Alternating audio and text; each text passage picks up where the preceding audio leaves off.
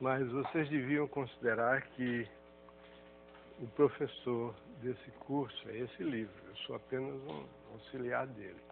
Vocês têm que ler o livro, de preferência, antes da aula, dar uma lida na matéria que vai ser dada, porque o tempo é curto. A gente só tem 2 meses e esse curso é normalmente dado em 4 meses. O número de horas de aulas duplicou, mas vocês sabem que não vale a regra de 3. Né? Se fosse valer essa regra de 3, nesse caso, fazia 2 dias de aula, dava 24 horas por dia, dava todo mundo. Ensinava o livro todo.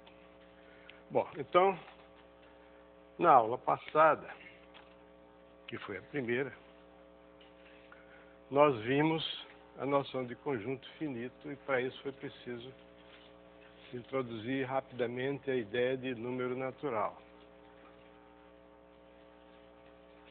Vocês devem ter percebido que nós tratamos nesse primeiro contato com os números naturais, o número como um substantivo. 1 é um substantivo, inicialmente. 2 é um substantivo. Depois é que nós introduzimos a noção de número de elementos de um corpo, aí 2 passou a ser 2 jogadores de futebol, por exemplo. Aí 2 já não é mais um substantivo. Quando eu estudei no colégio, no curso primário, 2 era um adjetivo numeral cardinal. Nas outras línguas, pelo menos aquelas que eu tenho algum conhecimento, como francês, inglês, espanhol, italiano e alemão, 2 é um adjetivo numeral. Mas os gramáticos brasileiros nos fizeram um favor de lá, alguns anos atrás, acabar com isso. 2 não é mais adjetivo. Agora criaram uma categoria chamada numerais. Não é só 2, eu estou mencionando 2, mas 3, 4, 5, 6, etc. Então, quando eu digo o número 2, eu estou falando no substantivo 2. Quando eu digo 2 sapatos formam um par, aí 2 aí já não é mais um substantivo. Por isso que a ideia do Peano é que era a ideia de estudar primeiro os substantivos e depois usar esses substantivos para adjetivar. Porque os números naturais são o modelo matemático para fazer a operação de contagem. A matemática é um conjunto de ferramentas que são utilizadas, uma ferramenta pode ser utilizada de diferentes formas. Não é isso? Então, os números naturais são vistos desse modo. Agora nós vamos estudar os números reais. Esse capítulo é capítulo de números reais. Os números reais contêm naturalmente os números naturais. Eles formam a essência desse curso. Esse curso é análise real, tudo sobre números reais. E eles se originaram, assim como os números naturais são o modelo matemático para efetuar a operação de contagem, os números reais são o modelo matemático para efetuar a operação de medição. Então, medir uma grandeza é comparar essa grandeza com uma grandeza auxiliar chamada de unidade. Muito cedo na história, 500 anos antes de Cristo, os estudiosos gregos, mais exatamente os membros da seita pitagórica, os discípulos de Pitágoras, descobriram que os números racionais não são suficientes para medir todas as grandezas. Na verdade, os gregos só consideravam os números inteiros positivos. Mais exatamente ainda, só de 2 em diante, que 1 não era número. Se vocês pegarem o livro de Euclides, que contém um resumo de quase toda a matemática que se conhecia na época, ele diz: 1 é a unidade a partir da qual se pode contar os objetos. Então, os números são 2, 3, 4, etc. Então, isso não tem importância. Então, números eram os números naturais. O princípio fundamental da filosofia pitagórica era que os números governam o mundo. Isso era a frase que estava lá, na cabeça de todos os alunos, dos discípulos de Pitágoras. Os números governam o mundo. Então foi uma surpresa, mais do que uma surpresa, foi um desastre, quando eles descobriram que os números, que para eles eram só números inteiros, no máximo seriam as frações. Mas as frações não eram números, eram razões entre dois números. Uma fração é uma razão entre dois números. Quando alguém lá descobriu que se nós tomarmos o lado de um quadrado como unidade de medida, então não existe número que meça a diagonal. A diagonal e o lado do quadrado são grandezas incomensuráveis. A propósito, algum de vocês talvez tenha caído na tentação de dizer que havia um número uma quantidade incomensurável de formigas ontem no quintal da minha casa. Incomensurável não é uma coisa que se possa dizer assim, uma quantidade incomensurável de formigas. Não existe isso. Aí é imensa a quantidade. Incomensurável são duas coisas, é uma relação entre duas grandezas. Uma é incomensurável com a outra quando não existe nenhum submúltiplo de uma delas que caiba exatamente o número de vezes na outra. Então, o que os pitagóricos descobriram é que não importa em quantas partes iguais você divida o lado do quadrado, a diagonal não vai conter um número exato de partes iguais a essa. Ou seja, que a diagonal e o lado do quadrado são grandezas incomensuráveis. Ora, para um grupo de pessoas que acreditavam numa doutrina que era meio filosófica, meio religiosa, né, um negócio meio complicado, que os números governam o mundo, que números esses que governam o mundo se não sabe medir a diagonal do quadrado?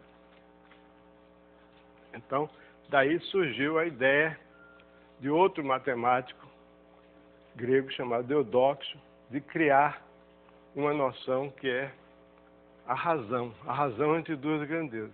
O que vem a ser uma razão entre duas grandezas é o que nós chamamos hoje de um número real. Mas ele então tinha uma teoria das razões, só que ele não operava com razões, não tinha soma de multiplicação de razões.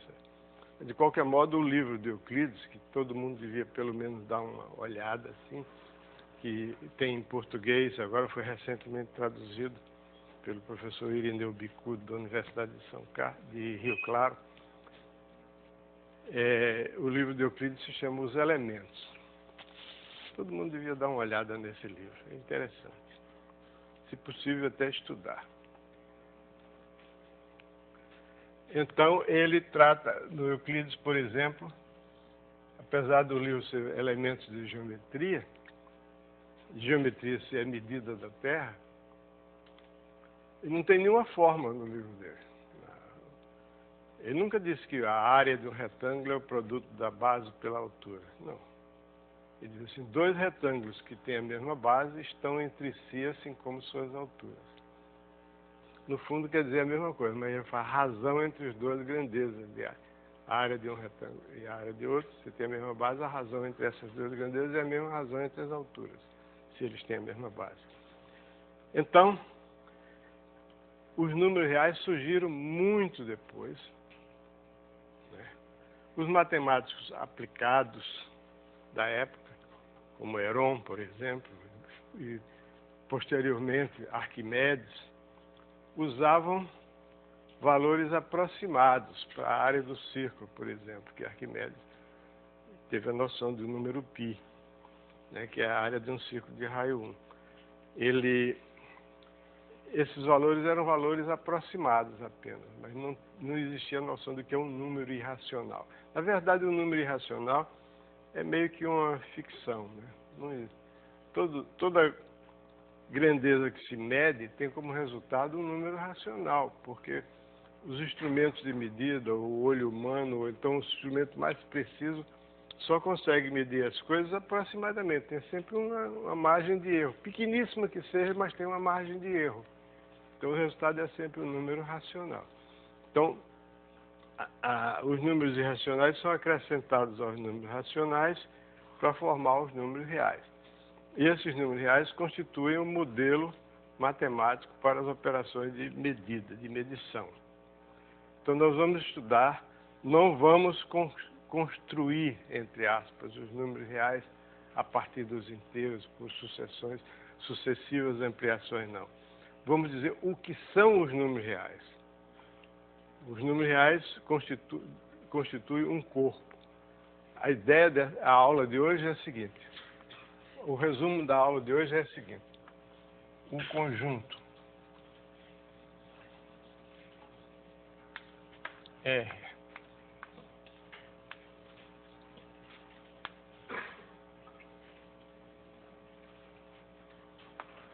dos números reais é um corpo ordenado completo.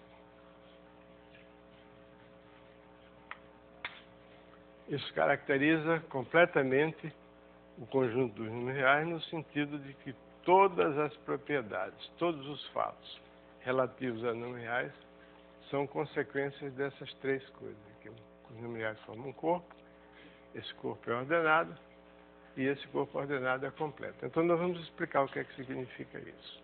Tá? Bom, em primeiro lugar, o que é um corpo? O corpo significa que existe em R duas operações, adição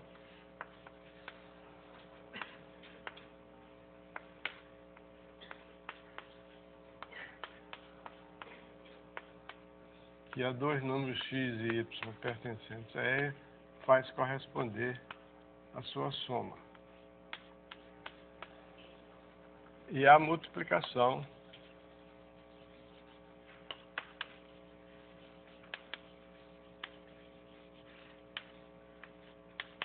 que a cada par de números reais faz corresponder o seu produto. Muito bem. Então essas são as duas operações que vão constituir o corpo dos números reais. Essas operações estão sujeitas, elas obedecem certas regras. A primeira delas, sei lá, a ordem não importa muito, a associatividade. Essa operação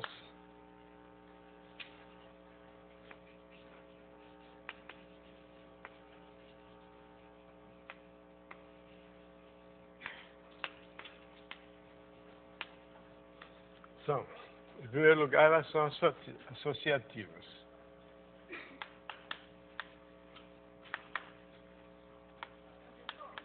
Diga.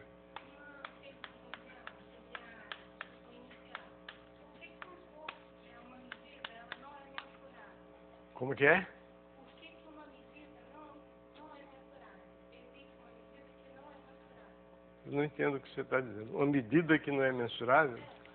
Quer dizer, uma medida que não é mensurável significa uma medida que não pode ser medida.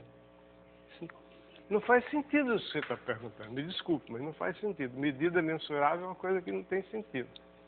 Medida é uma coisa para medir. Então você não pode perguntar uma medida se ela é mensurável. Que são grandezas mensuráveis. Aí sim, não medida. Medida é uma operação que consiste em associar a cada grandeza um número que é a sua medida, de acordo com a unidade que se toma. Pode. Reformule a sua pergunta.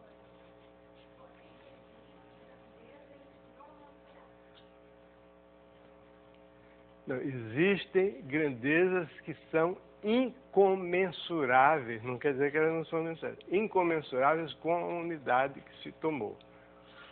Você tomou a unidade, por exemplo, se você considerar o lado de um quadrado como sendo uma unidade, a diagonal deste mesmo quadrado não é comensurável com essa unidade.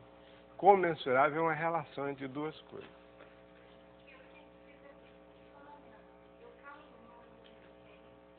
Não estou lhe escutando.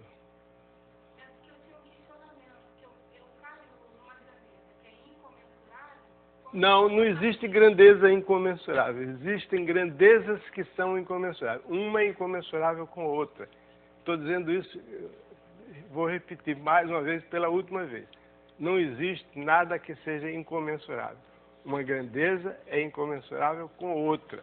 Por exemplo, a diagonal do quadrado é incomensurável com o lado desse quadrado. Quer dizer que não existe nenhum número inteiro, nenhum número fracionário, que, usando o lado como unidade, esse número fracionário representa a medida da diagonal, tomando o lado como unidade. É um erro a pessoa dizer incomensurável. Eu já disse aqui desde o começo, não vou repetir mais. Então, essas operações são associativas.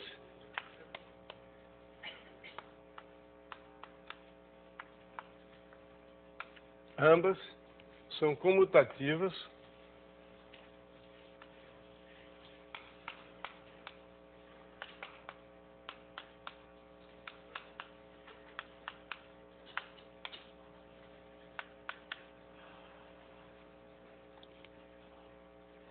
E possuem elementos neutros. As operações são associativas, comutativas e possuem elementos neutros.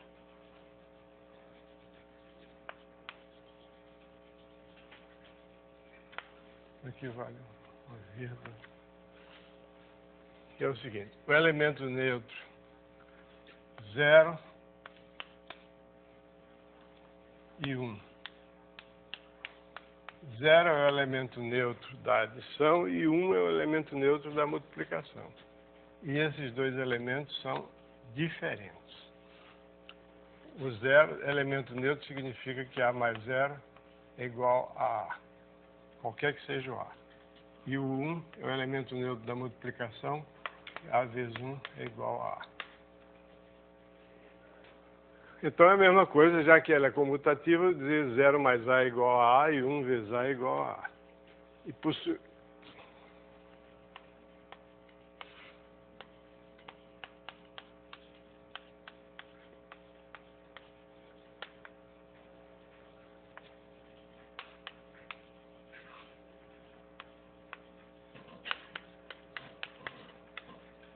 Cada A pertencente a R possui um inverso aditivo, quer dizer que é chamado menos A.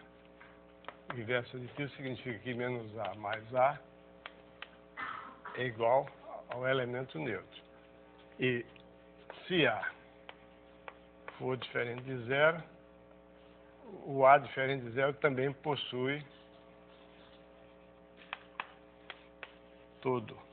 A diferente de 0 possui um inverso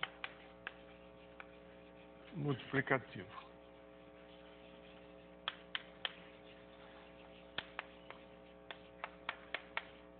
Quer dizer, o A menos 1. E A menos 1 multiplicado por A vai dar o elemento neutro. E, finalmente, essas operações valem a distributividade.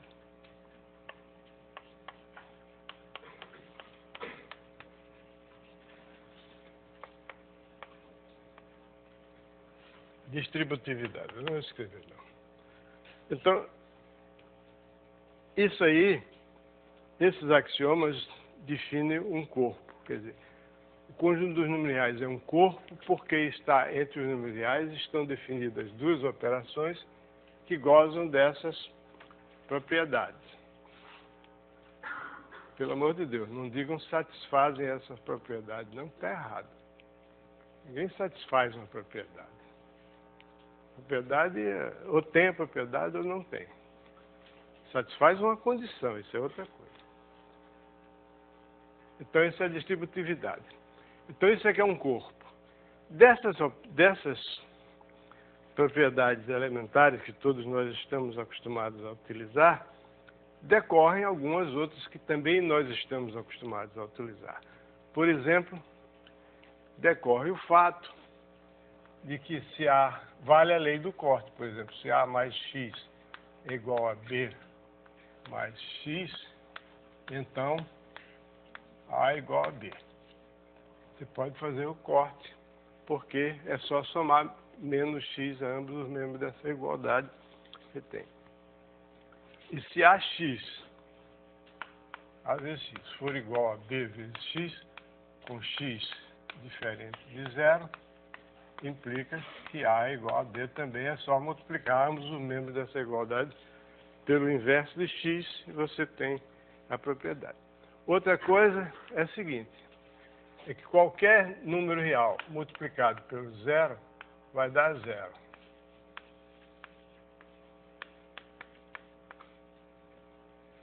Por que que dá zero? Pelo seguinte, por causa da lei distributiva.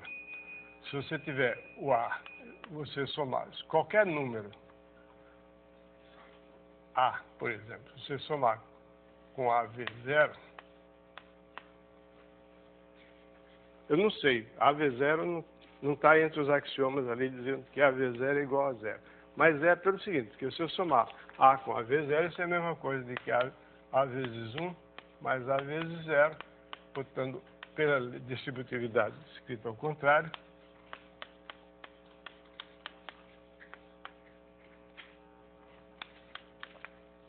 então A vezes zero é um número real que somado com A dá o próprio A. Então ele é igual a zero. Por quê? Porque vale a lei do corte, que significa que A vezes zero mais A é igual a A, é a mesma coisa que A mais zero, ou zero mais A. Então, cortando A, resulta que A vezes zero é igual a zero. Então, essas coisas são coisas bastante triviais que a gente vai utilizar, utiliza toda hora. Entre outras coisas,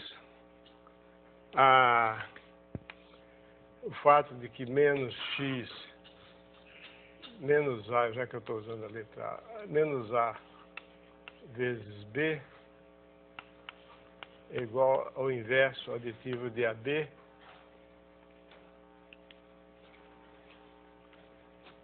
menos A vezes menos B é igual a AB. Essas coisas todas resultam daí. Por exemplo, se eu quiser mostrar que menos A vezes B é o inverso aditivo de AB, eu pego e somo menos A vezes B com AB. Aí ponho A em evidência e fica... Então, vou provar só isso aqui. Como? Para mostrar que esse é igual a esse, quer dizer que menos A vezes B é o inverso de AB, é inverso aditivo de AB, é a mesma coisa que observar que menos A vezes B, menos, vou botar parênteses como eu tinha botado, menos A vezes B, somado com A vezes B, botando A em evidência, B em evidência, fica menos A mais A, multiplicado por B, que é igual a zero, multiplicado por B, que nós já vimos que é zero. Então, o menos A vezes B é um número que somado com AB dá zero, então menos A vezes B é igual a menos AB. E assim vai, essas coisas que a gente está habituado a utilizar desde de criança são válidas e resultam desses axiomas. Diga.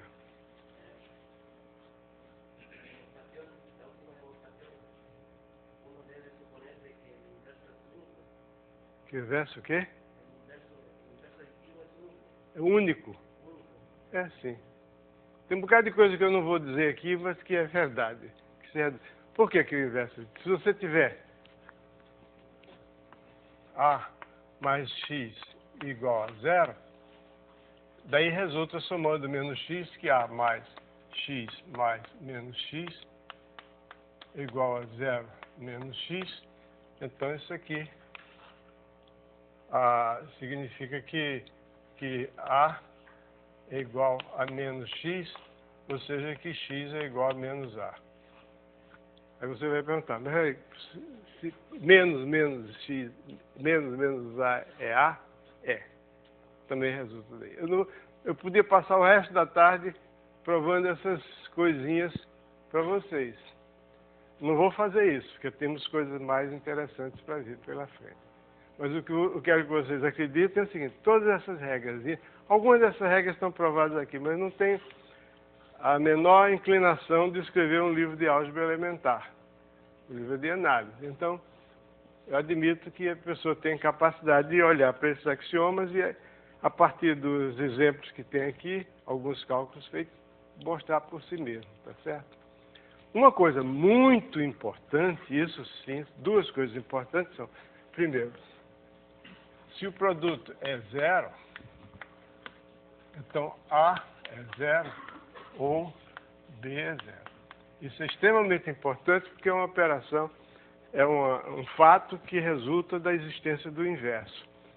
Que, por exemplo, isso é falso para matrizes. Todo mundo aqui já viu o que é um produto de matrizes. Você pode ter duas matrizes diferentes, ou melhor, ambas diferentes de zero, que o produto dá zero, né?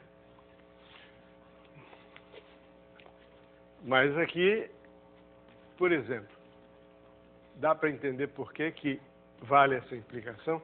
Porque se A vezes B é igual a zero, ou A é zero ou B é zero. Porque se ambos fossem diferentes de zero, outra maneira de dizer isso é a mesma coisa que dizer, só com outras palavras. A vezes B.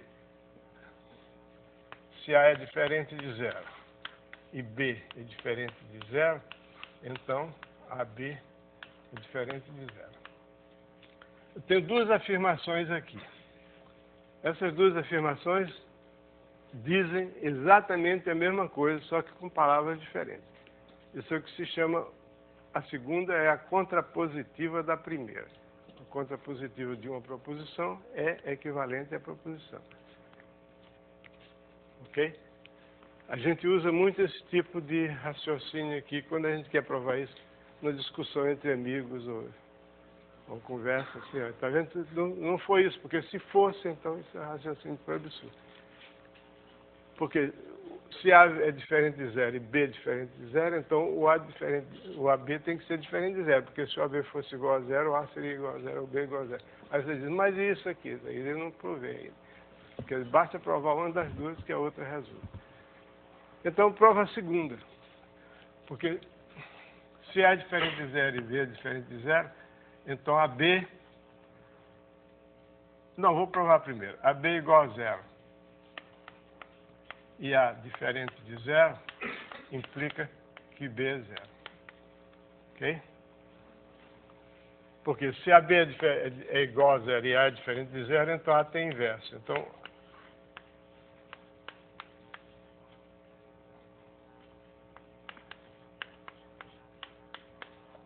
estou admitindo isso aqui.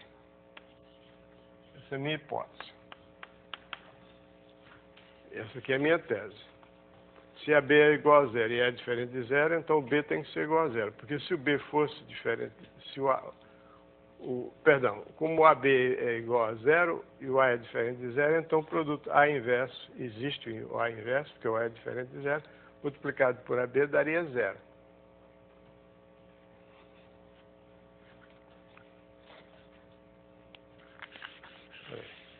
Isso aqui, por um lado, esse aqui é igual a vezes, isso aqui é igual a B, e isso aqui é igual a zero. Ok? Porque é igual a menos 1 vezes zero, que é igual a zero. Ok? Fiz de lá para cá e de cá para lá. Mas... Ok, vou repetir. Suponha que AB é igual a zero e A é diferente de zero. Então, eu pego o AB que é igual a zero, multiplico o AB por A inverso, e que existe porque eu estou supondo que o A é diferente de zero. Quando eu multiplico por A inverso, por um lado, e é a mesma coisa, por um lado mesmo, pelo lado direito, isso dá B. E por outro lado, isso dá menos 1 vezes zero, porque eu estou supondo que AB é zero, que é igual a zero. Então, B é igual a zero. Então, o produto de dois números diferentes de zero é um número diferente de zero.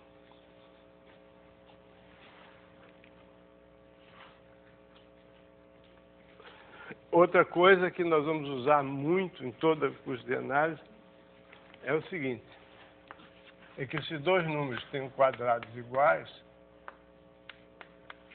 um deles, ou eles são iguais ou um deles é o inverso do outro. Isso é uma coisa que vale para números reais. Por quê? Porque se x2 é igual a y2, significa que isso implica que x2 menos y2 é igual a zero. Mas x2 menos y2 é x mais y multiplicado por x menos y. Aí o produto de dois números só é zero quando um deles é zero. Isso daqui significa que ou x é igual a menos y, para esse primeiro fator ser zero, ou x é igual a y para o segundo fator ser zero.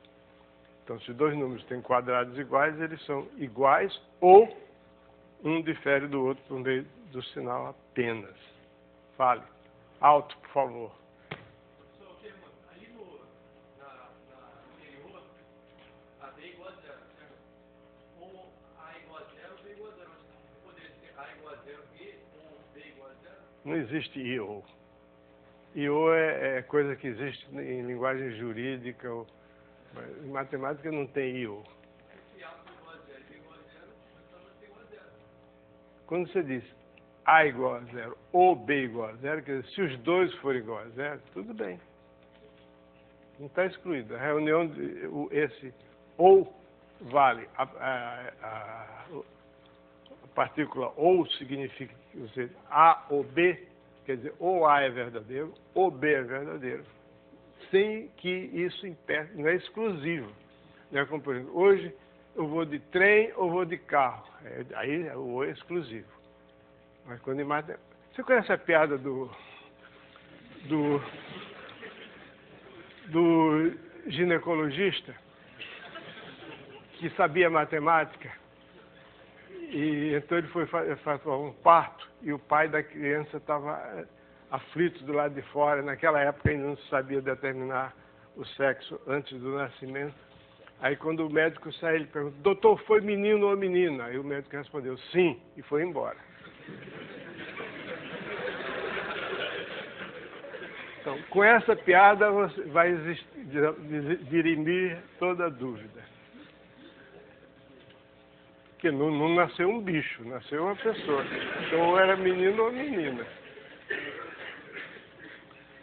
Bom, então, foi boa a sua pergunta, porque ilustra o fato que ou, em matemática, não é exclusivo. Ou eu ou você, pode ser os dois. Agora, às vezes, na linguagem corrente, o ou é exclusivo. A reunião de dois conjuntos, os dois conjuntos não precisam ser disjuntos. O elemento pertence à reunião de A com B quando pertence a A ou pertence a B. Mas pode pertencer aos dois, não está excluído esse fato. Ok? Bom, então, está mais ou menos aí entendido o que é um corpo. Um corpo é um conjunto onde estão definidas duas operações de adição e multiplicação, e você pode somar, subtrair, multiplicar e dividir. Aí você diz: as operações só são de somar e multiplicar. Não. Subtrair significa somar com o inverso aditivo. E dividir significa só multiplicar pelo inverso multiplicativo. Só que só pode dividir por uma coisa diferente de zero, porque zero não tem inverso multiplicativo. Se zero tivesse o inverso multiplicativo, era o fim do mundo. Tudo dava zero, aí não tinha multiplicação. Bom, então está faltando agora a segunda palavra. É um corpo ordenado. O que quer dizer um corpo ordenado? Bom, tem uma ordem. Uma ordem não é dada imediatamente. A definição de corpo ordenado é muito mais simples. É simplesmente um corpo. Um corpo ordenado é um corpo no qual existe um subconjunto chamado conjunto dos elementos positivos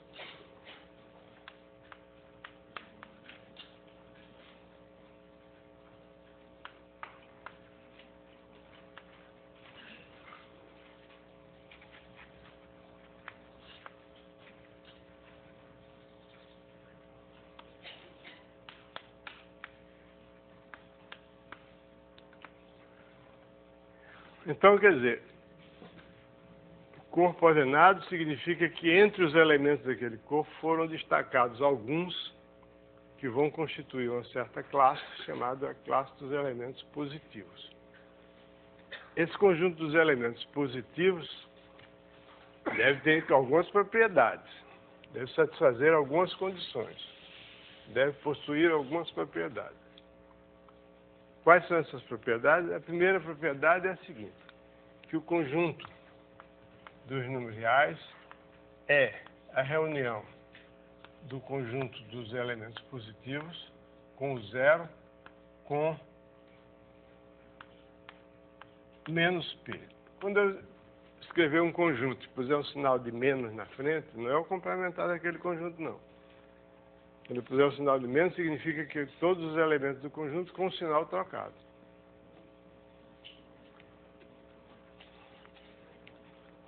E essa reunião é disjunta.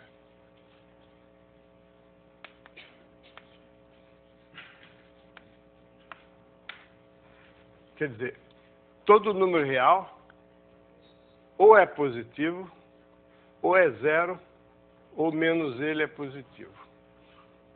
Menos ele é positivo, então eu digo que ele é negativo. Então são os números positivos, os números negativos e o zero, e essa reunião é disjunta, quer dizer, nenhum número pode ser ao mesmo tempo positivo e zero, e nem pode ser negativo e zero, nem negativo e positivo ao mesmo tempo. As possibilidades se excluem. Agora, aqui no livro está dito assim, dado x pertencente a R, exatamente uma das três alternativas seguintes ocorre. Ou x é igual a zero, ou x é positivo, ou menos x é positivo. No caso, eu digo que x é negativo. Essa é a primeira condição. A segunda condição é que se x e y são números positivos, então a soma é um número positivo e o produto também é um número positivo. Eu estou escrevendo P, mas na verdade a notação correta é R+. Falei P porque P é inicial da palavra positivo, mas o conjunto dos números positivos é R+. Ao contrário dos livros didáticos que se estudam no colégio, os números positivos, o R+, não tem zero, não. Zero é outra coisa, não é positivo. Os autores de livros brasileiros, né, dizem que o conjunto dos números positivos inclui o zero. Brincadeira. Mas tem um livro aí, aliás, o livro mais vendido no Brasil. Eu descobri que ele era... Descobri não, o diretor da editora me disse, esse é o livro mais vendido no Brasil. Não vou dizer qual é, não. Tem a seguinte definição. Chama-se intervalo a todo conjunto de números reais. Por acaso eu estava conversando com um senhor que é diretor dessa editora. Ele disse, meu senhor, isso é a mesma coisa que escrever um livro de biologia dizendo chama-se inseto a todo ser vivo. Aí ele disse, é assim, está errado. Está errado não, está erradíssimo. Aí ele falou para um autor do livro, os autores do livro, disse, olha, não ponha mais isso, que o professor Elon disse que está errado. Aí ele disse, tá bom, na próxima edição eu vou corrigir. Na próxima edição, sabe como foi que saiu? Chama-se intervalo a alguns conjuntos de números reais. Está errado? Não. Agora está errado? Não, não está errado. Só que não adianta nada, né? Errado não está, mas também dar essa definição e não dar é a mesma coisa.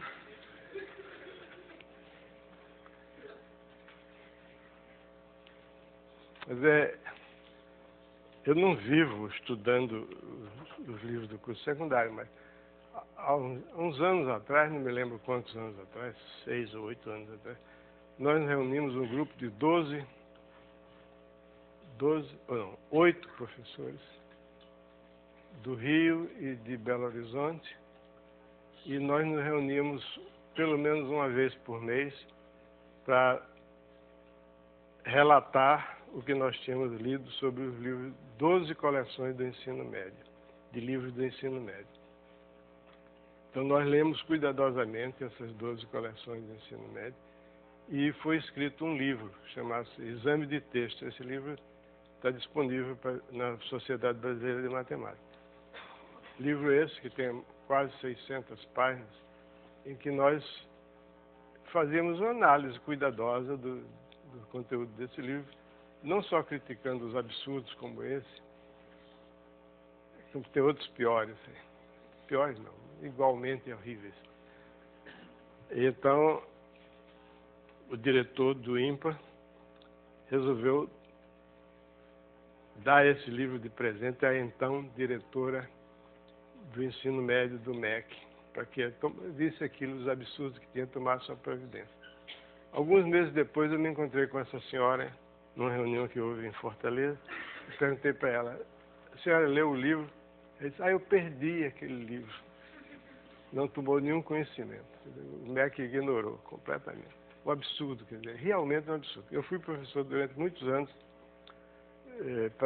para me sustentar enquanto eu estudava na faculdade, fui professor de ensino secundário, fundamental e médio. E sei como é que é a vida do professor de ensino médio. A gente estuda na faculdade umas coisas que a gente não vai ensinar. E então o nosso guia é o livro. O livro de texto é o guia. Agora, se o livro de texto é cheio de absurdos, paciência. A consequência é o que a gente está vendo aí. Bom, então, o que é um corpo ordenado? É um corpo no qual existe um subconjunto chamado conjunto dos elementos positivos, com essas duas propriedades aqui. A primeira propriedade é que todo número ou é zero, ou é positivo, ou menos ele é positivo. A segunda propriedade é que a soma e o produto de números positivos são números positivos. Com essas duas propriedades, a gente procede para calcular as coisas e ver um negócio fundamental, que é a ordem do conjunto dos números reais, é importante.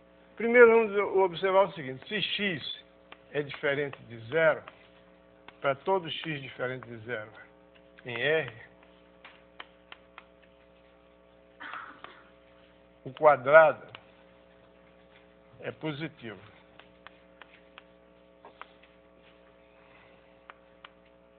O quadrado de qualquer número diferente de zero é positivo.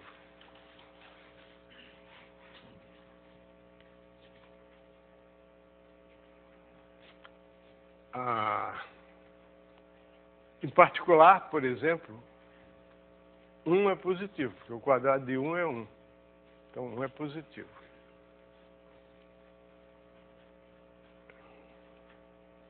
O quadrado de menos 1 também é positivo. Mas, tudo bem, porque os dois números que têm o mesmo quadrado ou são iguais ou diferem só pelo sinal.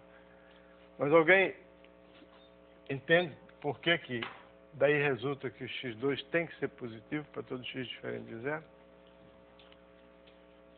Por isso resulta daqui, que o x2 não pode ser zero, que o produto de dois números diferentes de zero não pode ser zero. Então o x2 ou é positivo ou é negativo.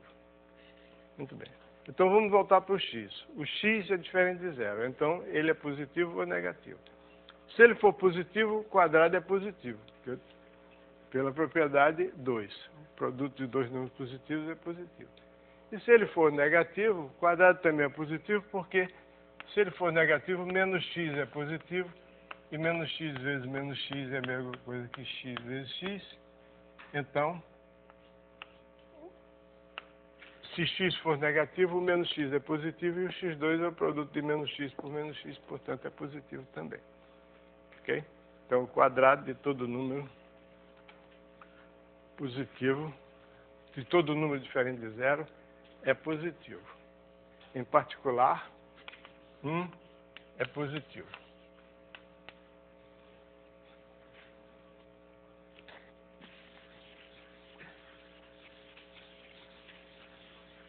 Se 1 é positivo, o menos 1 não é positivo.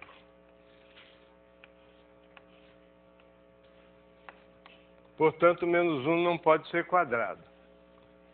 Daí resulta uma coisa importante. Muitas vezes a gente se pergunta, ou pessoas menos experientes do que nós, perguntam por que é que não existe ordem no conjunto dos números complexos. Nós não vamos estudar número complexo aqui não, mas todo mundo já ouviu falar em números complexos, já viu.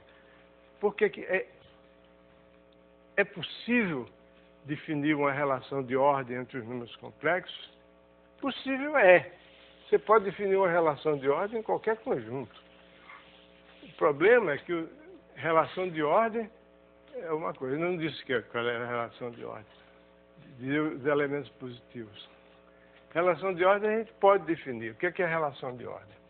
Quando o conjunto é ordenado, a gente escreve x menor do que y, significa a definição. Y menos x positivo. Isso é que é x menor do que y. Y menos x é positivo. Então, isso, a relação de ordem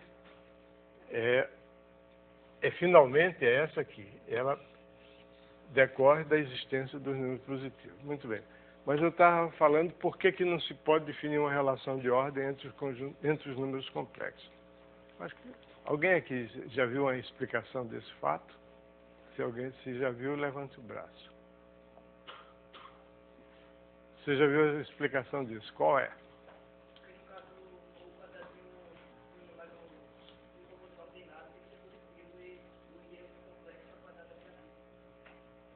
E menos 1 não pode ser negativo, não pode ser quadrado, não é isso?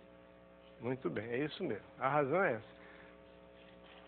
Só falta dizer o seguinte: uma relação de ordem entre os números complexos você pode definir. Você diz que o número complexo é menor do que o outro, por exemplo, A mais BI é menor do que C mais DI, você pode definir a chamada ordem do dicionário. O dicionário é um negócio, um montão de palavras, mas estão ordenadas. Como é que é o dicionário? A ordem do dicionário é a ordem das primeiras letras, em primeiro lugar. Se as primeiras letras forem iguais, a ordem que eu estou falando é a ordem alfabética, A, B, C, D, E, F, etc. Se forem iguais as primeiras letras, você vai para a segunda letra. Quem vier primeiro determina a relação de ordem das palavras, a segunda letra. Se as primeiras letras são iguais, a relação de ordem é determinada pela segunda letra. Se as segundas letras forem iguais, vai para a terceira letra e assim por diante.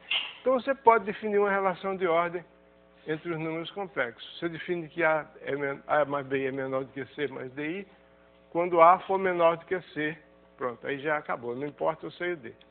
E se A for igual a C, você define a relação de ordem dizendo que quando o B for menor do que o D. Ok?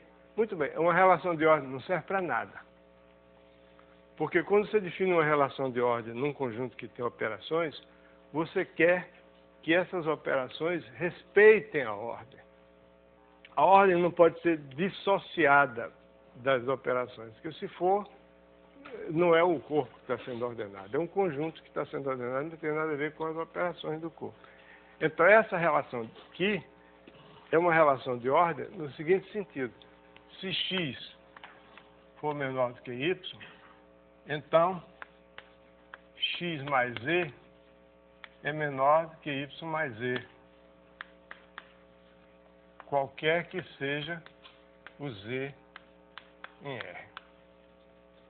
Então, isso significa que a relação de ordem, uma vez tendo demonstrado isso, significa que a relação de ordem respeita a adição. Isso é que se chama monotonicidade da adição.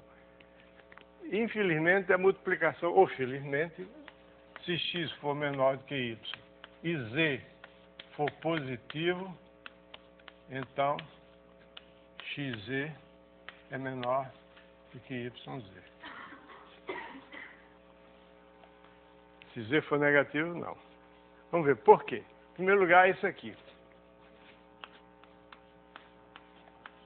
Por que isso? Porque x menor do que y significa que y menos x é positivo. Se y menos x é positivo, então y mais z menos x mais z, que é igual a y menos x, porque o z desaparece, é positivo. Então, x mais z é menor do que y mais z. Ok? Da mesma forma para o produto. Ok? Então, a relação de ordem aqui definida é uma relação que respeita as operações de adição e multiplicação por um número positivo. Se você multiplicar por um número negativo, significa que menos x, menos z é positivo, então fica que se x for menor do que y, então x vezes menos z é menor do que y vezes menos z, se z for negativo. Aí você raciocina que aí vai acontecer que o menos xz é menor do que o menos yz, mas isso quer dizer que o xz é maior do que o yz. Quer dizer, se você tiver x menor do que y, isso é a mesma coisa que menos y é menor do que menos x. Isso resulta diretamente, imediatamente da definição. Ok? Então, por isso é que não existe relação de ordem entre os números complexos. Quer dizer, existe relação de ordem entre os números complexos, é a ordem do dicionário, por exemplo. Agora, essa relação, nenhuma relação de ordem que você define entre os números complexos respeita as operações, a ordem das operações. Ou goza dessas propriedades aqui. Que aí o menos 1 seria o quadrado, e menos 1 quadrado é impossível, já que menos 1 é menos 1. Menos 1 é menos 1. Bom.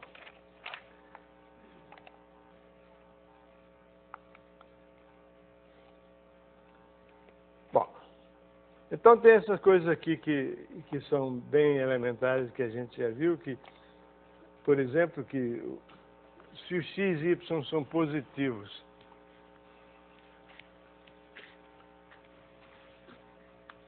se x e y são positivos, e o x é menor do que y, então o y inverso é menor do que x inverso.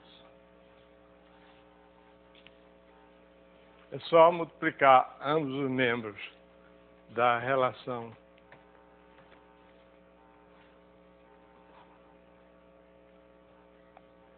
x menor do que y por x inverso vezes... Você tem essa relação aqui.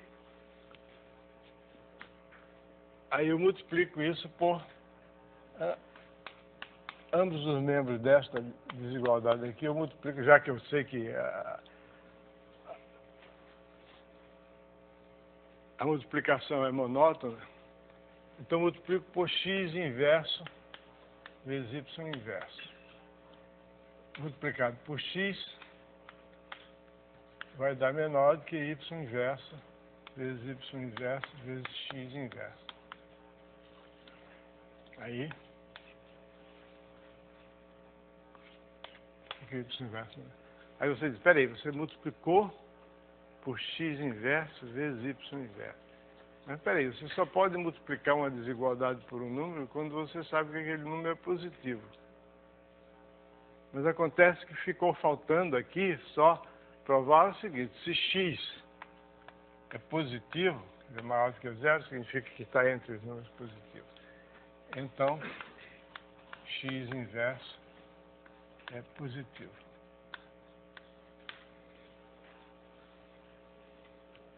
Porque x inverso é igual a x multiplicado por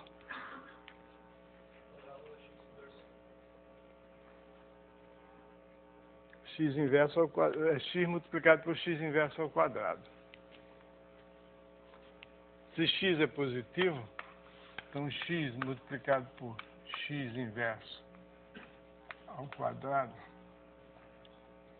é igual a x inverso. Ok? Então, x é positivo, implica que x inverso é positivo. X inverso é o produto de dois números positivos. Bom, essas coisinhas assim são bastante evocativas dos primeiros anos de colégio. Se bem que a gente não estuda essas coisas no colégio, não. Estuda, não sei onde é que se estuda, no curso de álgebra, né? Primeiro curso de álgebra, está na faculdade. Mas tem duas coisas que são fundamentais para estudar análise. Dois fatos elementares que são indispensáveis. Que convém... eu posso apagar não, porque eu tenho que a palavra completa ainda não está lá.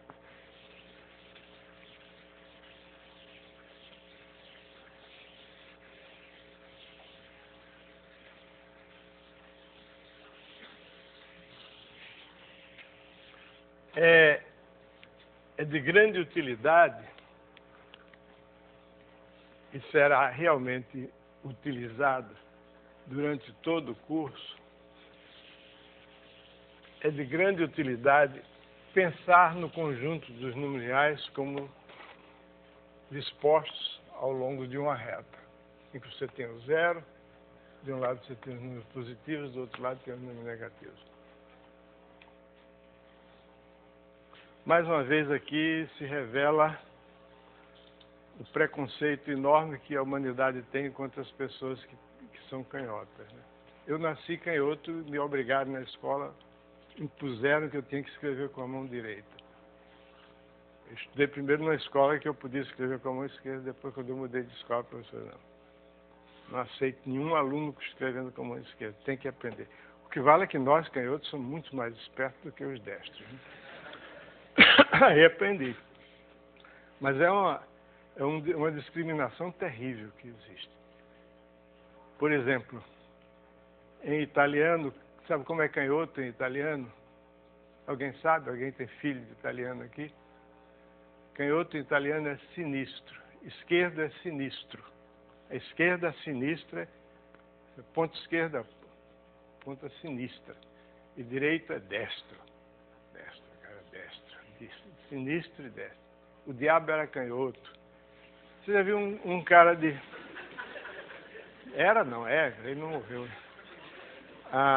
Você já viu um canhoto jogando baralho? Ele entrega as cartas para ele, ele faz assim e ele não vê nada. Porque os números ficam todos encobertos.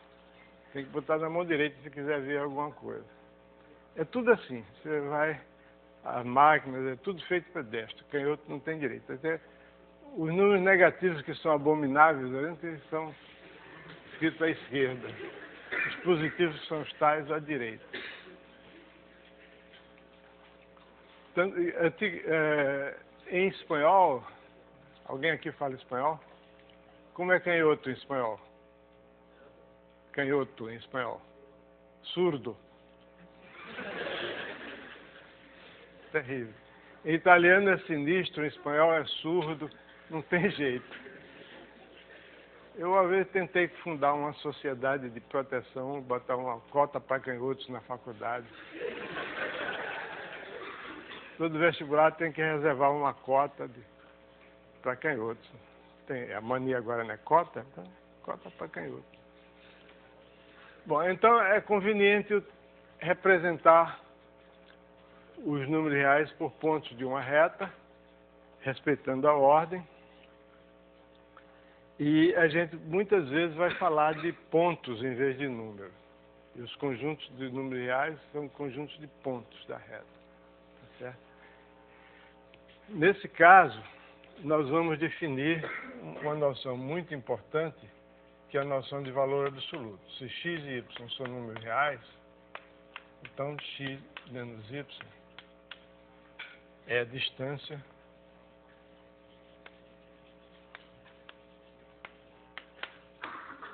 de x a y. Espera aí, mas o que é o valor absoluto?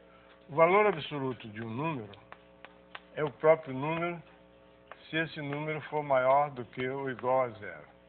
E o valor absoluto é igual a menos A se A for menor do que zero. Então, o valor absoluto, quer dizer, x menos y em valor absoluto, significa que ou é x menos y, ou então é y menos x, um dos dois.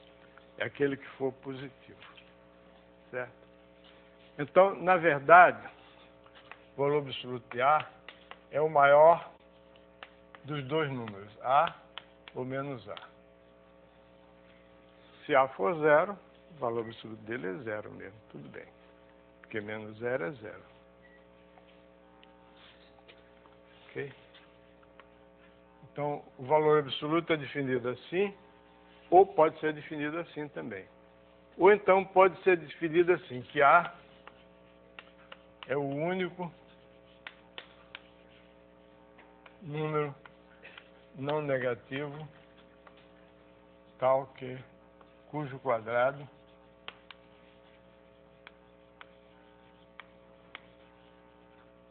é o quadrado de A.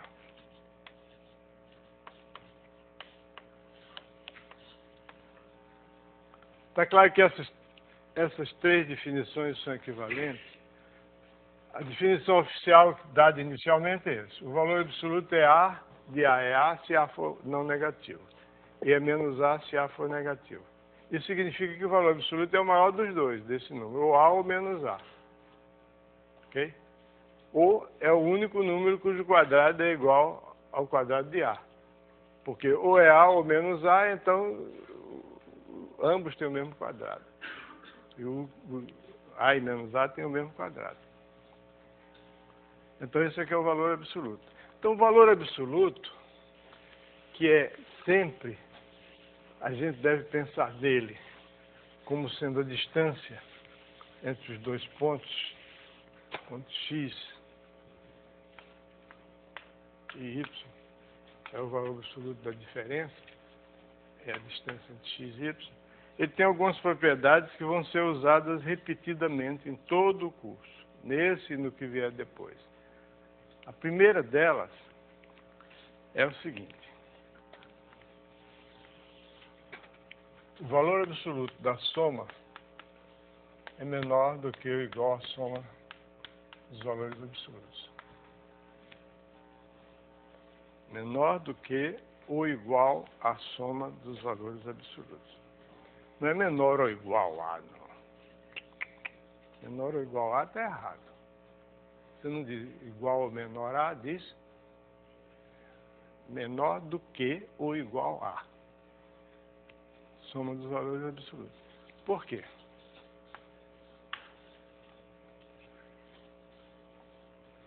Então é o seguinte, que o valor absoluto de x é maior do que ou igual a x. Que é o maior dos dois números, ou x ou menos x. Então é maior do que ou igual a x. E o valor absoluto de y é maior do que ou igual a y. Então, somando membro a membro essas duas desigualdades, dá que o valor absoluto de x mais y, mais o valor absoluto de y, é maior do que ou igual a x mais y. Analogamente, o valor absoluto de x é maior do que ou igual a menos x. O valor absoluto de y é maior do que ou igual a menos y. Consequentemente, o valor absoluto de x mais y, mais o valor absoluto de y, é maior do que ou igual a menos x mais y, que é somando esse membro a membro. Então, o valor absoluto de x mais o valor absoluto de y é maior do que ou igual a x mais y e a menos x mais y. Ora, o maior é maior do que esse e é maior do que esse. Agora, o maior é maior do que ou igual ao maior dos dois. Então, o valor absoluto de x mais y é maior do que ou igual ao valor absoluto de x mais y.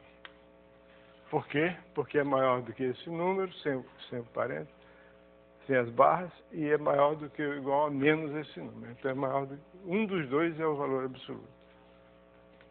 Ok? Então, isso é verdade. Outra coisa que é verdade também é que o valor absoluto do produto é produto dos valores absolutos. Isso aí é mais fácil de ver. Basta, como ambos os membros desta suposta igualdade, que precisa ser provada, ambos são não negativos, para provar que eles são iguais, basta provar que os quadrados são iguais. Porque se os quadrados forem iguais, um deles é mais ou menos o outro. Então, como ambos são positivos, se os quadrados forem iguais, ambos são não negativos, se os quadrados forem iguais, eles são iguais. Agora, levando ao quadrado, o quadrado desse lado de cá é xy. É o único número cujo quadrado é o quadrado. Perdão, xy não. É x2, elevando ao quadrado, é xy ao quadrado. É x2, y2. E elevando esse aqui ao quadrado também, x2, y2. Então, esses dois números têm o mesmo quadrado, logo são iguais, porque nenhum deles pode ser negativo. Ok? Então, essa é a primeira coisa. Ok? A segunda coisa, que é igualmente relevante, é o seguinte.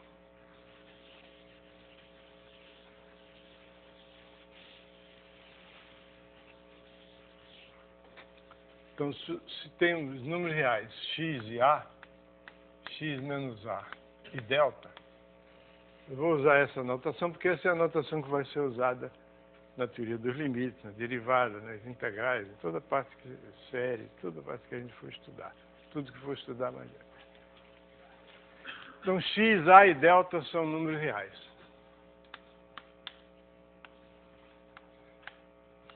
Evidentemente que quando eu escrevo assim, eu já estou admitindo que o delta é positivo, né?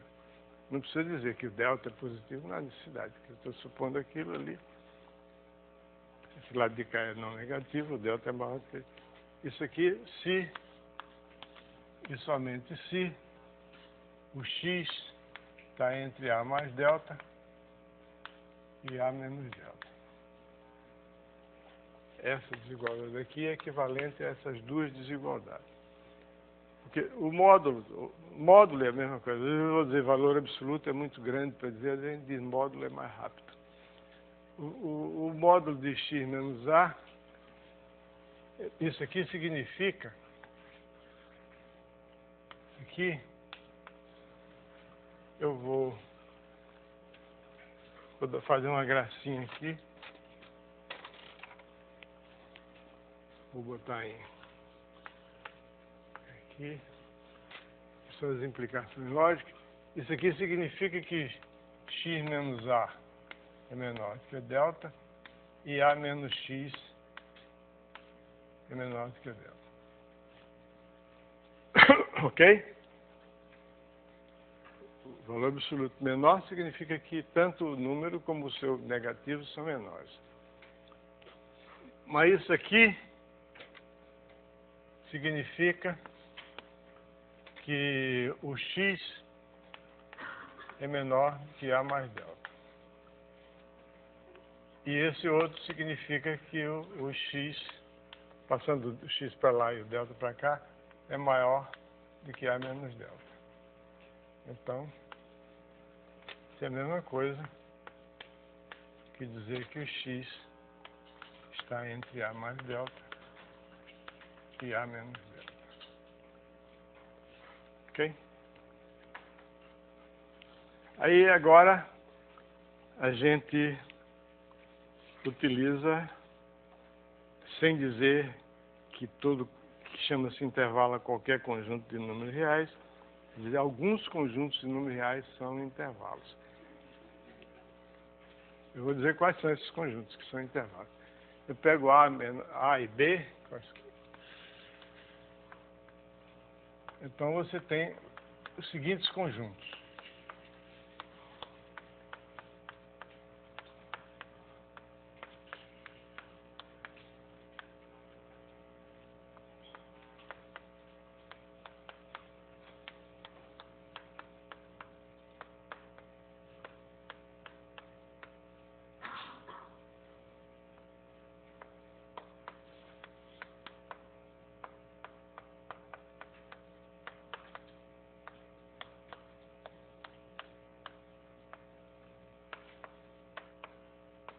Perdoe, mas eu vou ter que escrever isso aí, são os ossos do ofício.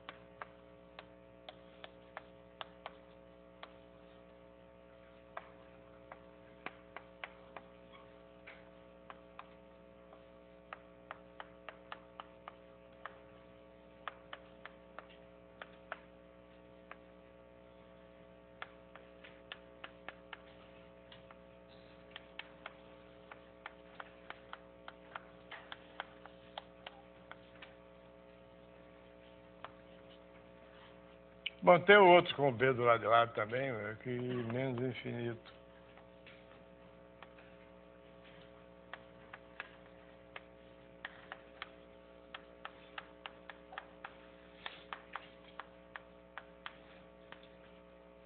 Certo. Então, esses são esses conjuntos aí que tem que especificar explicitamente um por eles, são 8 tipos de conjuntos, são chamados intervalos. Aí vocês vão perguntar, peraí, não existe uma maneira mais direta de dizer intervalo é isso? Existe sim. Mas para fazer isso eu vou precisar de falar na noção de supremo e ínfimo, que vou falar logo agora, imediatamente, depois.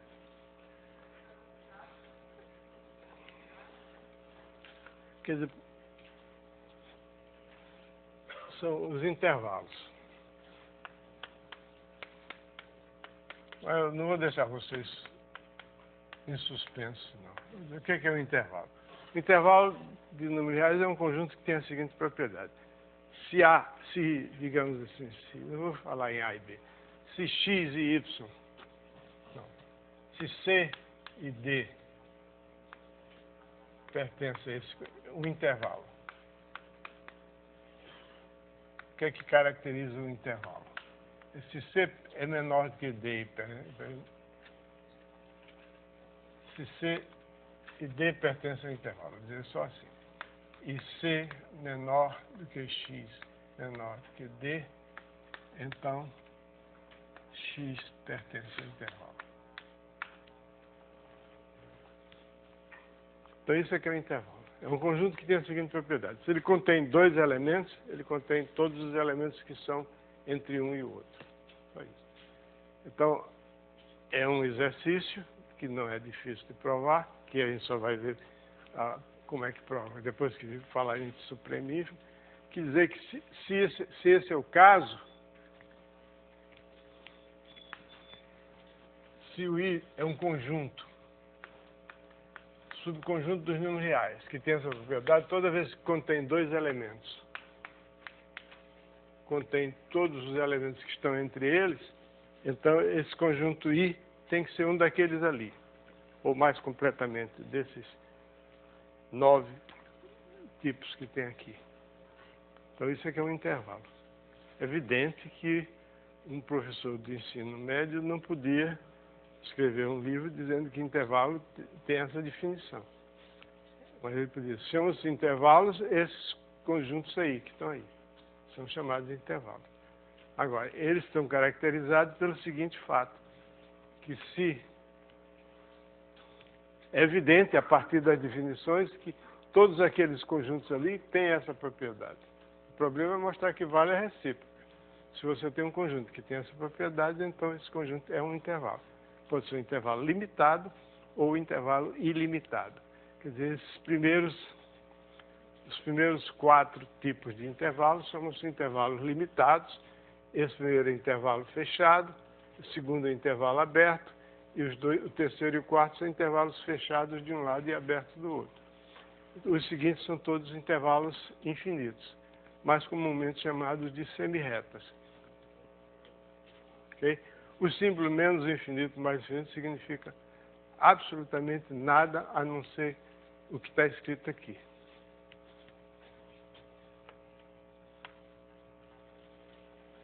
Tem nada a ver com o infinito, conjunto infinito que a gente definiu anteontem.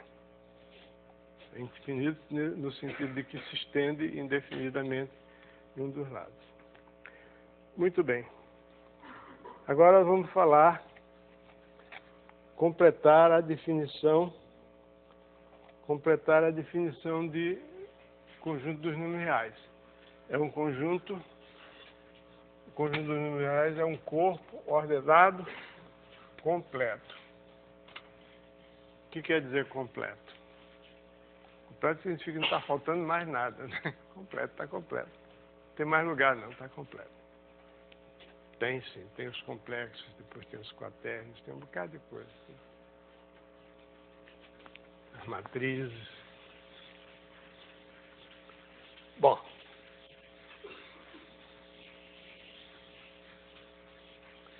Para isso nós precisamos da noção de supremo e ínfimo.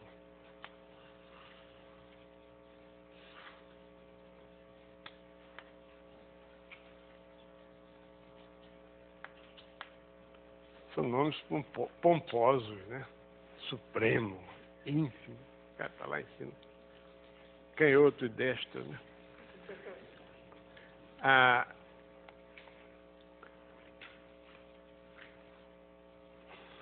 A ideia do supremo e do ínfimo é a seguinte. Alguns conjuntos, todo conjunto de números naturais, todo conjunto não vazio de números naturais contém um elemento que é menor do que todos os outros. Isso nós provamos anteontem. Agora, para números reais, isso não é verdade. Por exemplo, um intervalo aberto, se você pega um intervalo aberto, por exemplo, o intervalo 1, 2, aberto, ele contém todos os elementos que são x pertence ao intervalo 1, 2, significa dizer que x é menor do que 2 e maior do que 1. Esse conjunto não tem um menor elemento, porque não existe um menor número que seja maior do que 1. Qualquer número que seja maior do que 1, por exemplo, se você escrever em notação de algarismo decimal, é 1, alguma coisa. Você sempre pode achar um menor do que ele. E se for menor do que 2, também 1, alguma coisa, você acrescenta mais alguns números decimais e ele fica maior, aumenta um dos números, um dos algarismos decimais. Então esse conjunto aqui não tem menor elemento nem maior elemento. Se você não quer falar em representação decimal, você simplesmente, dado qualquer x aqui, por exemplo, você pode tomar a média aritmética entre ele e o 1, aí você obtém um número menor do que ele. Se você tomar a média aritmética entre ele e o 2, você obtém um número maior do que ele. Ambos, tanto o primeiro como o segundo, estão dentro do intervalo 1, 2. Quer dizer, o intervalo aberto. E de modo geral, se você tem um intervalo aberto AB,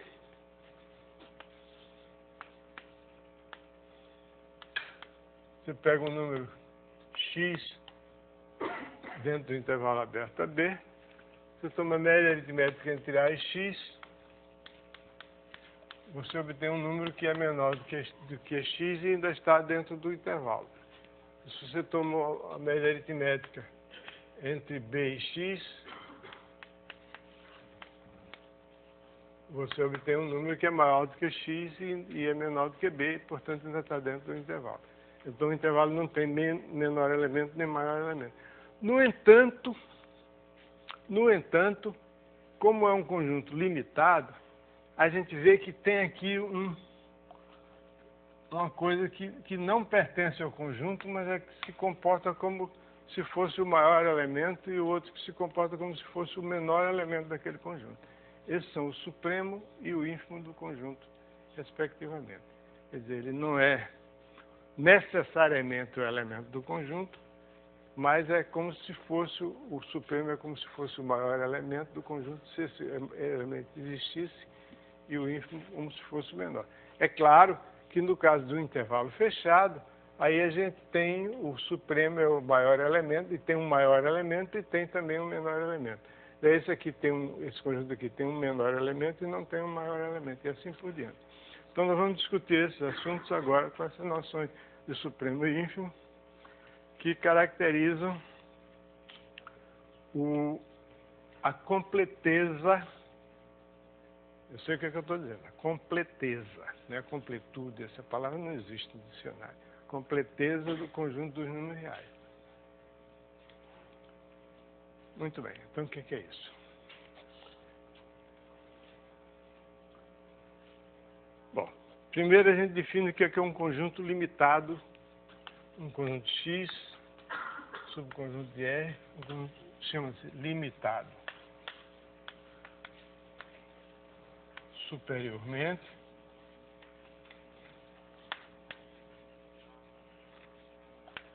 conjunto X chama-se limitado superiormente quando existe um C tal que para todo X em X, X é menor do que ou igual a C. Quer dizer, existe um elemento, um número real, que é maior do que ou igual a todos os elementos do conjunto.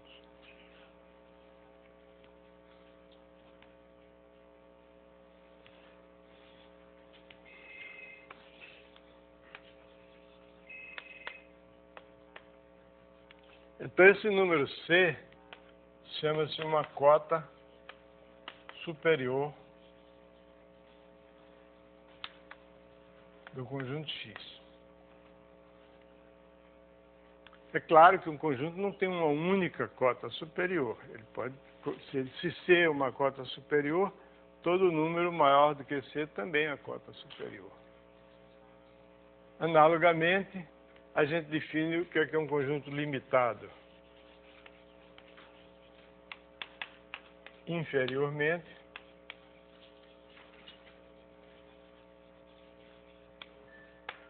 é quando existe um C tal que C é menor do que X para todo X em X. Aí esse número C chama-se uma cota inferior.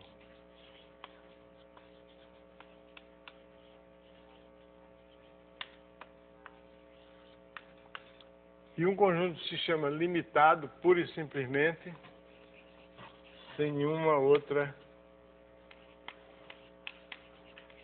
qualificação adicional, limitado quando ele é limitado superior e inferiormente. Exemplos: o conjunto dos números positivos é limitado inferiormente. 0 é uma cota inferior.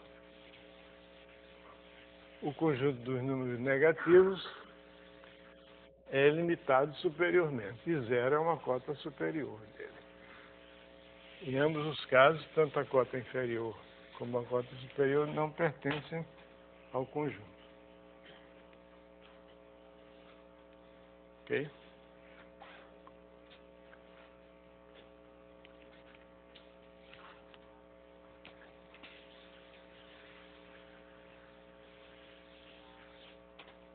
Muito bem. Então, seja X um conjunto limitado superiormente.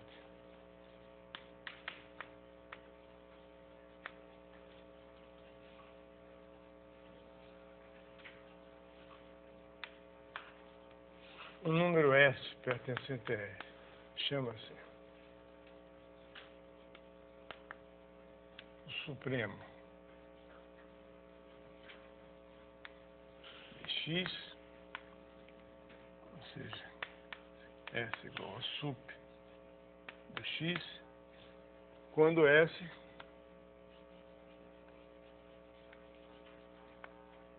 é a menor das cotas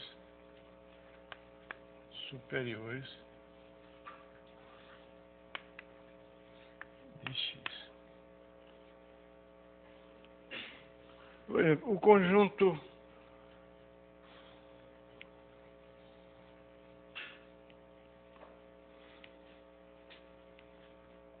dos números racionais cujo quadrado é menor do que 2, conjunto dos números racionais cujo quadrado é menor do que 2, se em vez dos números reais nós estivéssemos considerando só os números racionais, coisa que nós temos o direito de fazer, porque até agora não disse nada que seja verdade para os reais e que não seja para os racionais. Tudo que nós falamos aqui para os números reais vale para os números racionais também. Você tem a ordem, você tem as operações, você tem valor absoluto, você tem tudo. A única coisa que não tem é que o conjunto dos números racionais não é completo. Mas é um corpo ordenado e tudo bem. Existem outros corpos ordenados também. Por exemplo, o conjunto das frações racionais é um corpo quociente de dois polinômios. É um corpo ordenado. A ordem é meio capciosa, mas tem uma ordem. É um certo ponto natural. Deixa para lá.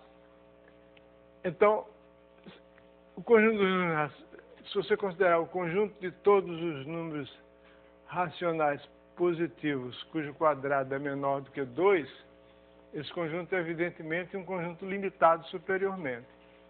Porque, por exemplo, 4 é maior do que qualquer número que tenha um quadrado menor do que 2, é um número positivo cujo quadrado, qualquer número cujo quadrado é menor do que 2 é um número menor do que 4. Se fosse maior do que 4, o quadrado seria maior do que... seria. 3, qualquer coisa assim, o próprio 2, né? Mas esse conjunto não tem o menor.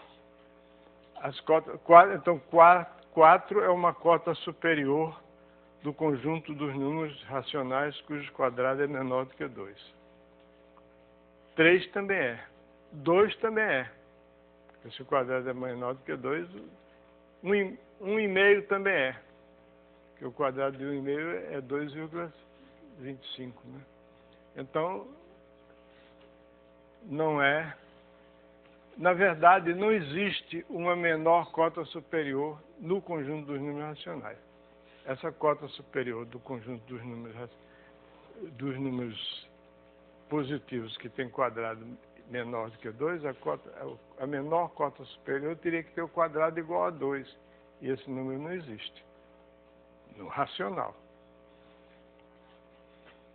Isso aí foi descoberto pelo cara lá do Pitágoras, que desmoronou toda a teoria dele. Os números governam o mundo e não tem nenhum número cujo quadrado seja igual a 2. Fala.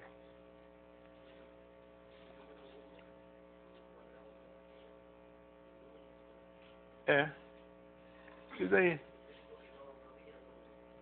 Como?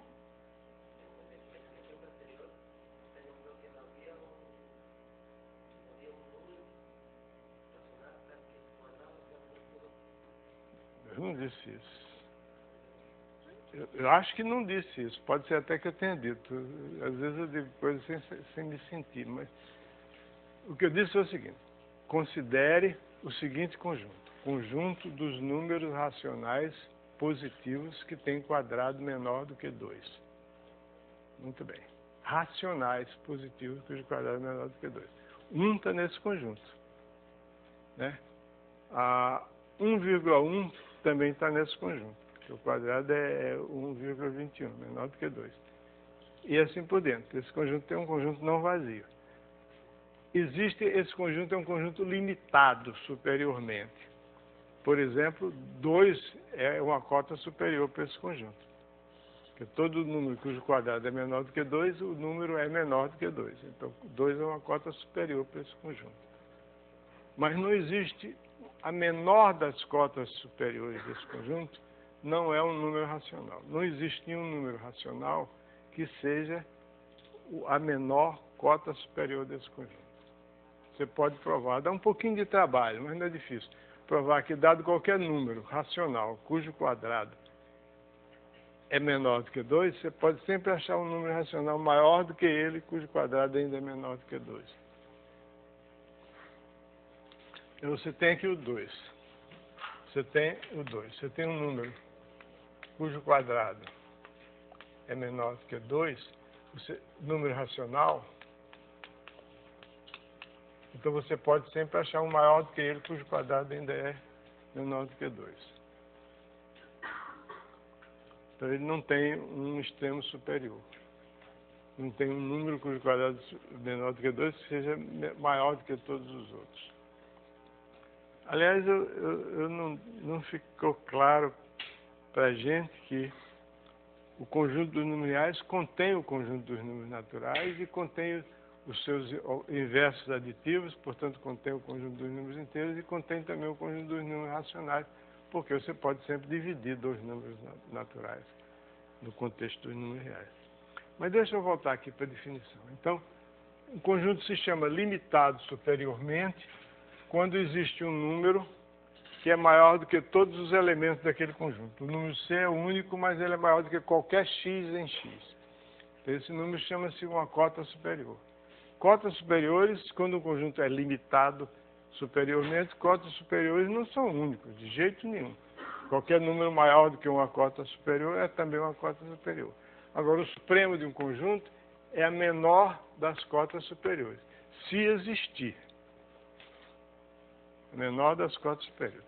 Então, é importante, uma coisa muito importante quando se estuda matemática, especialmente quando se estuda análise matemática, é saber expressar a mesma ideia com palavras diferentes, maneiras diferentes de dizer a mesma coisa. Por exemplo, nós vimos uma situação desse tipo. Quando eu digo, o produto de dois números não diferentes de zero é um número diferente de zero. Que é a mesma coisa, com outras palavras, significa se o produto é zero, pelo menos um dos fatores é zero. Porque se ambos fossem diferentes de zero, o produto seria diferente de zero. Então, por exemplo, aqui nós temos uma situação interessante em que essa ideia, que é uma ideia bastante fácil de falar, expressão coloquial menor, o que é o supremo? Muito importante saber. O supremo de um conjunto é a menor das cotas superiores. Tá? Então, matematicamente, como é que a gente exprime isso? Significa o seguinte, que S é maior do que ou igual a X para todo X pertencente ao conjunto X. Ou seja, para todo X pertencente a X, o X é menor do que ou igual a S. Ok? Essa afirmação aí quer dizer que S é uma cota superior do conjunto X. Eu pus entre parênteses porque é sinônimo do que está aqui antes. Agora tem outra coisa, é a menor das cotas superiores. O que quer dizer que é a menor das cotas superiores? Quer dizer o seguinte, se você tiver um número T, C, por exemplo, tal que C é maior do que ou igual a X, para todo X em X, então o supremo é menor do que ou igual a C. A primeira dessas afirmações aqui diz que o supremo é uma cota superior do conjunto. A segunda diz que é a menor das cotas superiores. Para qualquer...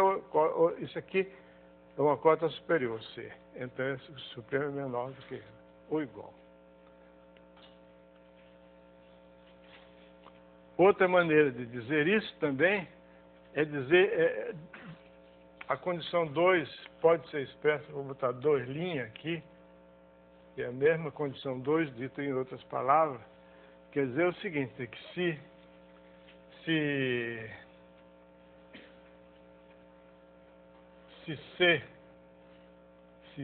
D, por exemplo, for menor do que o supremo, então existe algum x pertencente a x, tal que x é maior, tal que D é menor do que x.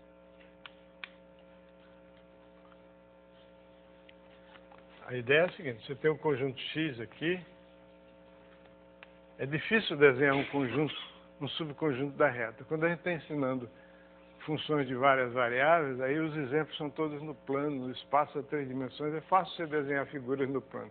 Agora, desenhar uma figura dentro da reta é dureza, né? Não dá para você fazer um desenho, um ser unidimensional. Então, eu faço esse negócio assim. Aqui você tem um conjunto X. Então, aqui está o supremo, S. Ele é uma cota superior, quer dizer, ele é maior do que maior do que ou igual a todos os elementos de X. Mas ele é a menor das cotas superiores. Quer dizer o seguinte, se você tiver um número menor do que ele, esse número não é cota se você pegar um D.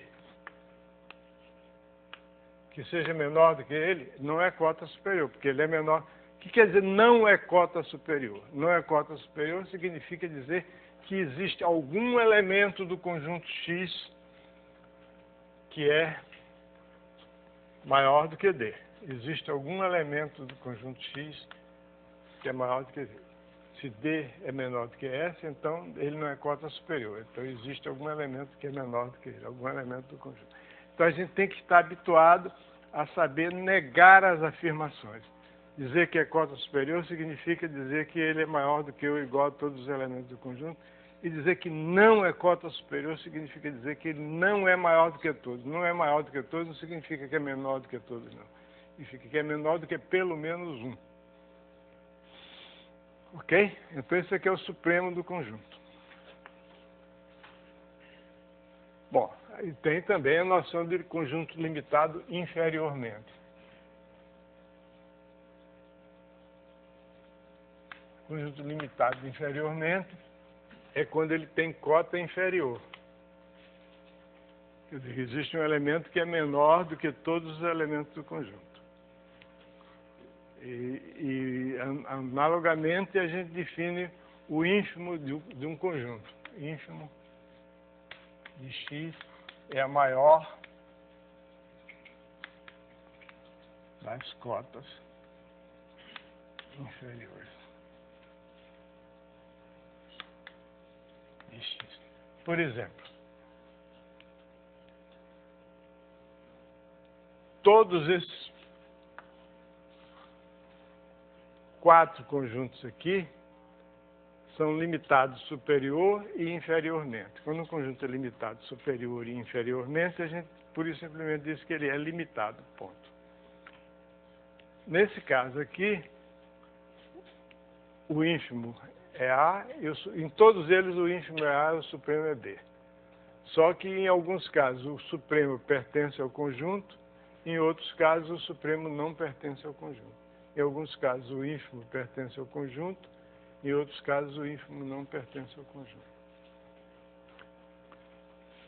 Então, tudo isso vai preceder a noção de corpo ordenado completo. Um corpo ordenado se diz completo quando todo conjunto limitado possui um supremo. Todo conjunto X limitado superiormente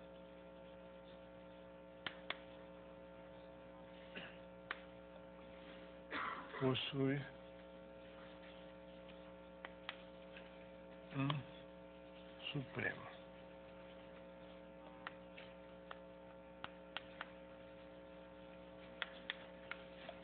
Em R, naturalmente. Possui um supremo em R. Então, esses últimos minutos de aula, eu vou utilizar para demonstrar. Quantos minutos eu ainda tenho? 10? Ah, é uma eternidade. Desde que eu não me perca em divagações e piadas idiotas aí.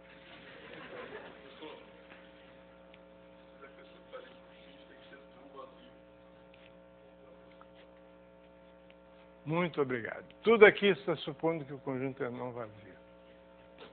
Todo X é não vazio. Mas muito obrigado. Porque o supremo do conjunto vazio, sabe qual é? Menos infinito.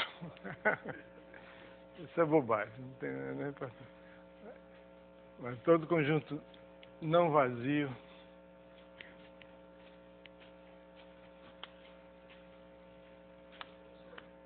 diga.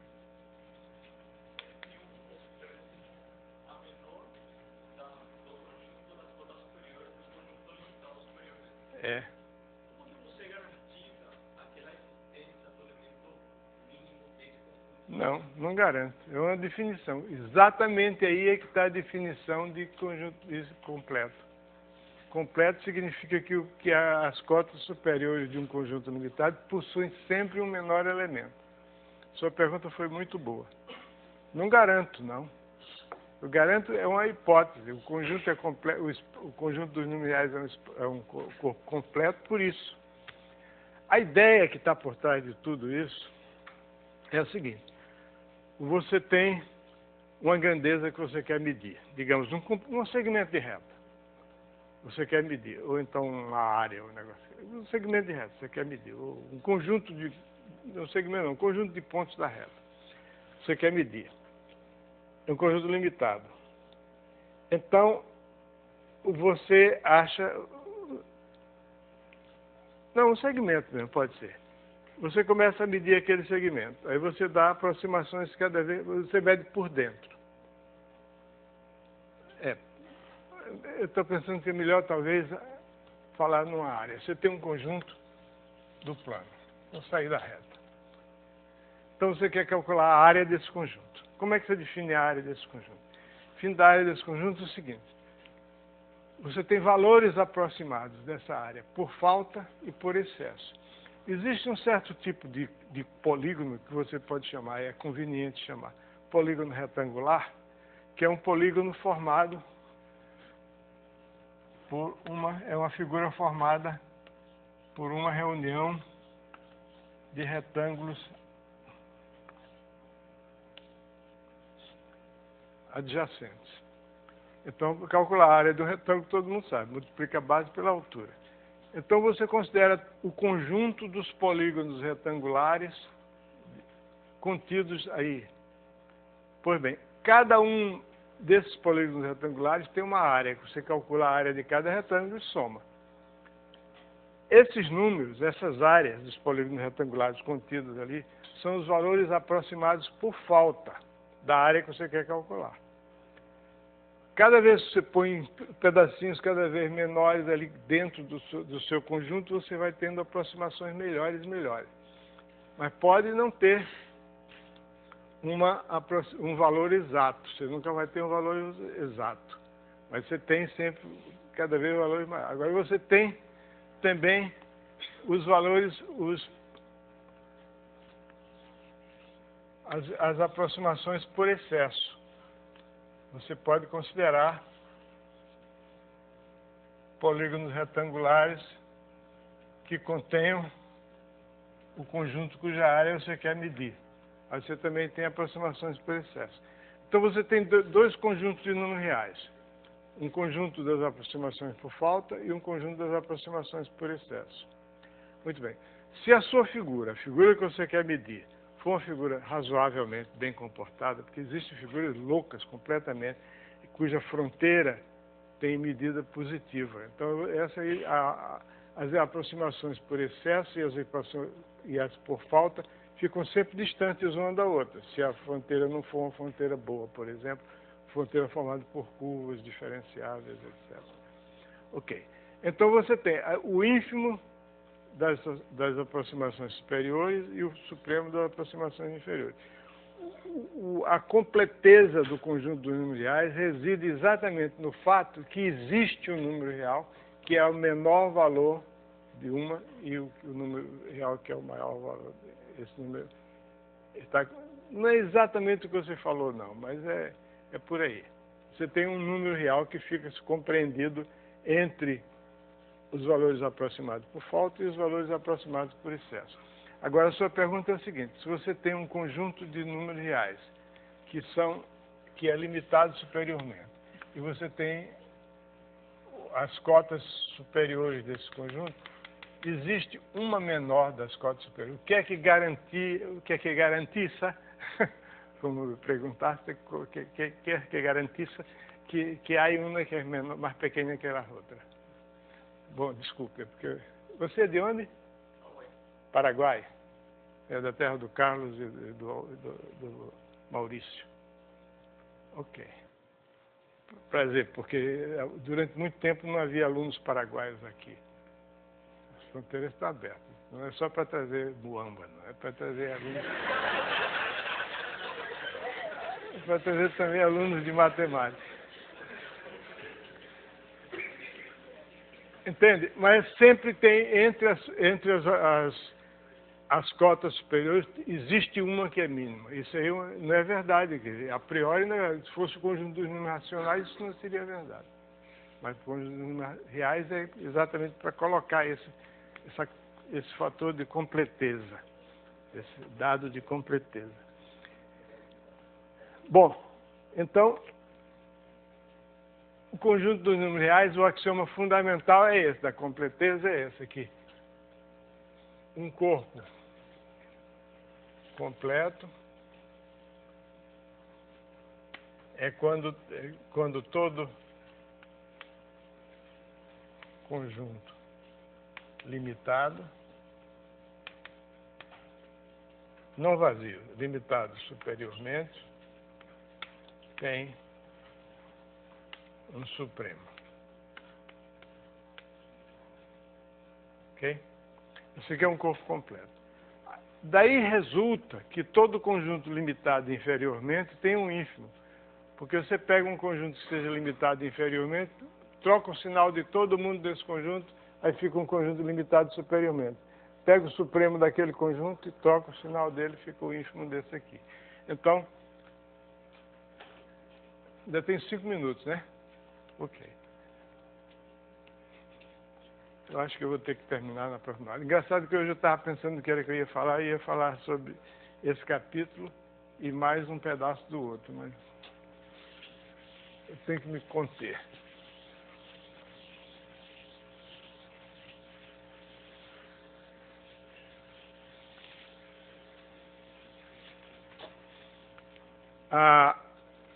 Tem um teorema aqui a respeito de conjuntos que usa a completeza do conjunto dos números racionais. Um é surpreendente. É o conjunto N dos números racionais. É ilimitado superiormente.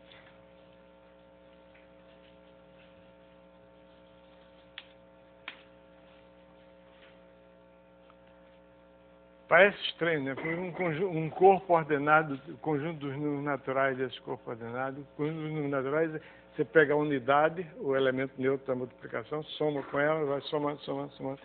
Esses são os números naturais do conjunto.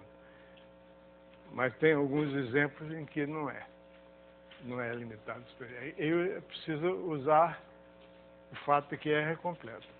Por quê? Demonstração. Se N fosse limitado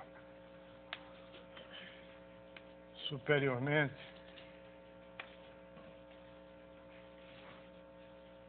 o que eu fazia? Tomaríamos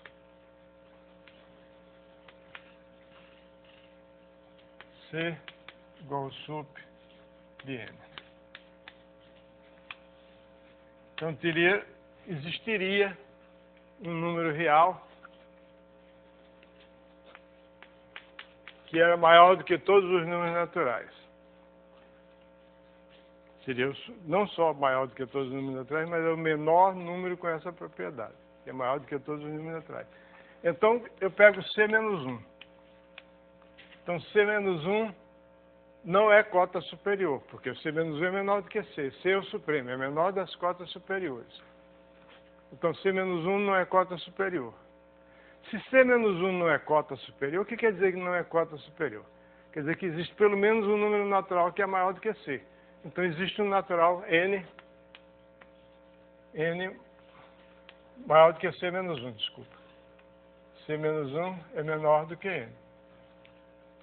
Ah, mas aí, se C menos 1 é menor do que N, então C é menor do que N mais 1.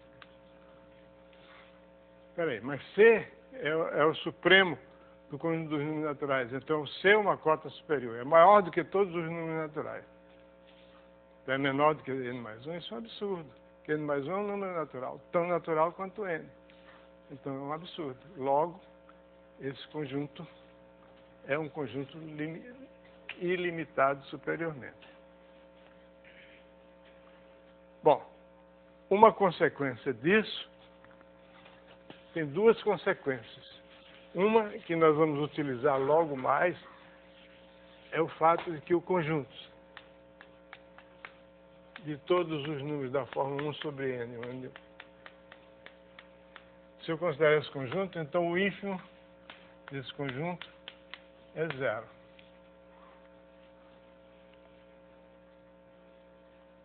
A ideia é simples, porque o n é tão grande quanto eu queiro, então 1 sobre n é tão pequeno quanto eu queiro. Então qualquer número maior do que 0, nenhum número maior do que 0 pode ser...